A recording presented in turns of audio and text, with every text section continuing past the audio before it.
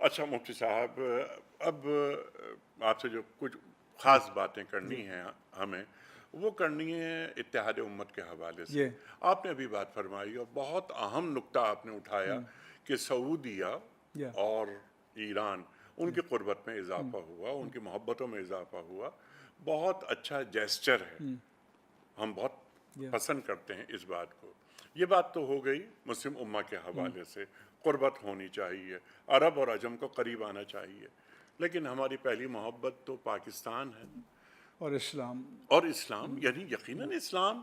لیکن ان 57 ریاستوں میں یا پاکستان یا ہماری جان. یا پاکستان میں یہ جو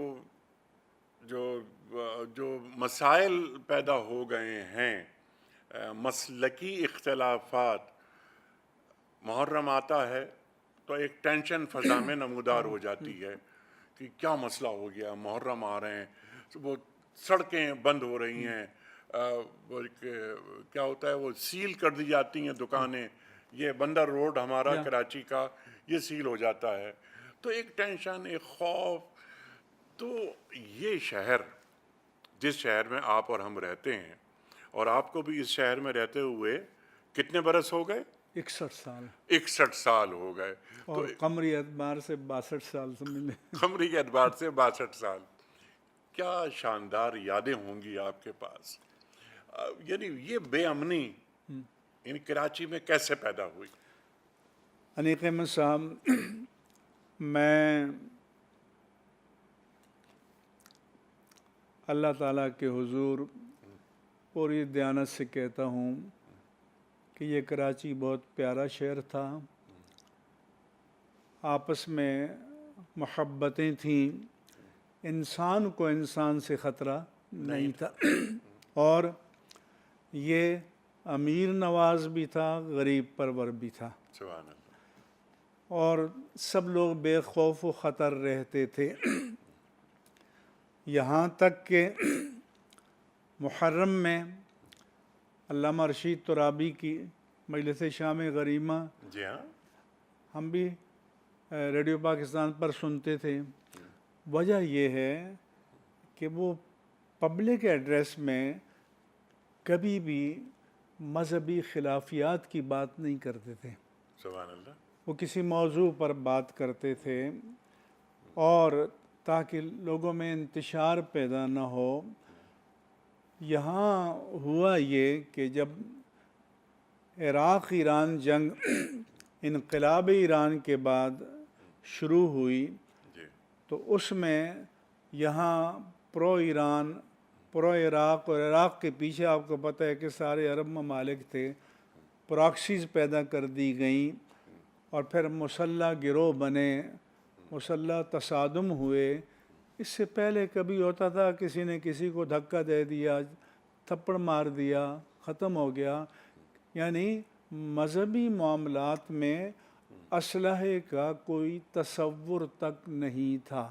جی پھر جب یہ صورتحال پیدا ہوئی تو اب سب کو، پوری ریاست کی، آپ یوں سمجھیں کہ نبضیں رکی ہوتی ہیں کہ یہ 10 دن خیریت سے گزر جائیں. جی جیسے آپ نے بتایا کہ میں جناح روڈ کو سیل کر دیا جاتا ہے، اس سے پہلے اوپن ہوتا تھا، جی ہر طرف لوگ تھے، آتے جاتے تھے، کھڑے ہوتے تھے، کوئی مسئلہ نہیں تھا. اس لیے کل ڈی جی رینجر کے ہاں میٹنگ تھی. انہوں نے کہا کہ آپ اس بارے میں کیا کہتے ہیں. میں نے کہا پہلے تو میں یہ گارنٹی دیتا ہوں اپنے تمام اہل سنت کی جانب سے کہ ہماری طرف سے دینی مقدسات کے بارے میں کوئی لفظ زبان پر لانا تو دور کی بات ہے، ہم حاشیے خیال میں سوچ بھی نہیں سکتے.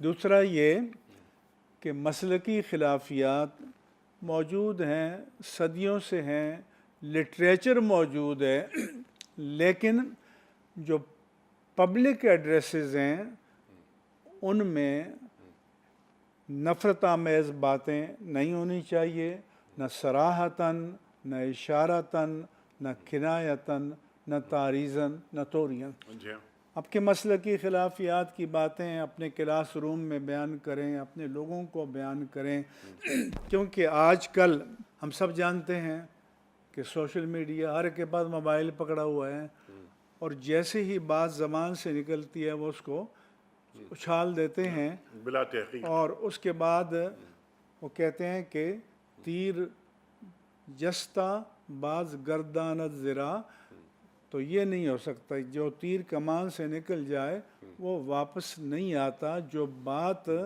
فتنہ انگیزی کی نکل جائے اس کو ہم وڈرا بھی کرنا چاہیں تو تو مفتی نہیں کر صاحب جو سکتے۔ ماضی روشن ماضی تابناک ماضی آپ بیان فرما جی رہے ہیں، کراچی تہذیبی طور پر کتنا توانا تبدیلی آ گئی، پھر آپ نے بتایا کہ عراق ایران وار کے بعد کے مسائل یہ، تو جو عراق ایران وار سے پہلے کے علماء تھے وہ کیا بہت ہی تعلیم یافتہ تربیت یافتہ تھے، اور انہوں نے اس قسم کے چھینٹے مارنے پر وہ یعنی قیمت بھائی حکیم تھے، دانا تھے، صاحب فراست تھے، جی لفظ کے معنی جانتے تھے، ٹھیک اور سب سے بڑی بات آپ سے یہ کہوں کہ وہ قائد و امام تھے، لوگوں کو اپنے پیچھے لے کر چلتے تھے، لوگوں کے پیچھے نہیں چلتے تھے۔ ٹھیک ہے لوگوں اب کو تو آپ تو یہ ہے کہ جو ذاکر خطیب ہے وہ مارکیٹ کو دیکھ کر مال پھینکتا ہے بلکہ کہ وہ نعرے کس پر لگیں وہ گے۔ آڈینس کو کنزیومر سمجھنے لگا، ہاں بس اکنامکس یہاں بھی آ گئی۔ آپ نے بات فرمائی تھی کہ ٹیررزم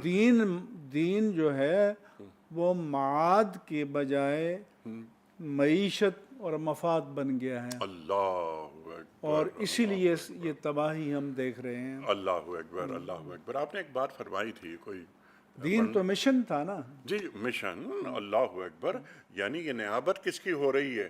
یہ ممبر رسول کریم صلی اللہ علیہ وآلہ وسلم پہ کون بیٹھا ہے؟ عالم دین بیٹھا ہے۔ کس کی نیابت کر رہا ہے وہ؟ اللہ کے رسول صلی اللہ علیہ وآلہ وسلم کی۔